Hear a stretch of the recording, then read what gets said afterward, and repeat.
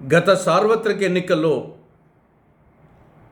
TDP కూటమి అధికారంలోకి వచ్చేదానికి ప్రధాన కారణం ఆ కూటమి ఇచ్చిన సూపర్ 6 హామీలు. ఆ సూపర్ 6 హామీల్లో మహిళలకు సంబంధించినటువంటి ప్రధానమైన హామీలు ఇంతవరకు నెరవేరలేదు. అందులో ఒకటి మహిళలకు ఉచిత బస్సు ప్రయాణం, రెండవది ఆడబిడ్డ నిధి. 19 సంవత్సరాల నుండి 59 సంవత్సరాల మధ్య వయసున్న ప్రతి మహిళకు నెలకు 1,500 రూపాయలు ఆర్థిక సహాయం చేస్తామని సూపర్ 6 హామీల్లో చెప్పడం జరిగింది. మహిళలు నమ్మారు, ఓటు వేశారు మూకుమ్మడిగా. పర్యవసానంగా టీడీపీ కూటమి అధికారంలోకి వచ్చింది. 175 అసెంబ్లీ సీట్లకు గాను 164 సీట్లలో గెలిచింది. అనూహ్యమైన మెజార్టీ వచ్చింది.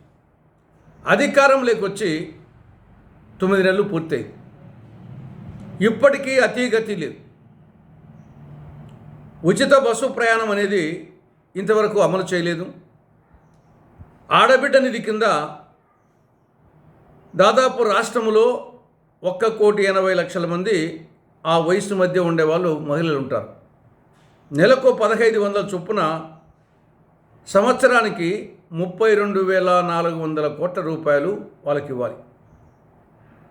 2024-25 ఆర్థిక సంవత్సరంలో ఆల్మోస్ట్ మార్చి 30కి ముగింపు దశకొచ్చింది, పైసా ఇవ్వలే. 2025-26 ఆర్థిక సంవత్సరానికి బడ్జెట్ ప్రవేశపెట్టారు, అందులో కేటాయింపు లేవు.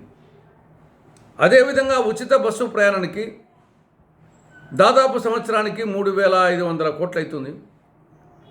2024-25 సంవత్సరంలో ఆర్థిక సంవత్సరంలో అమలు చేయలేదు.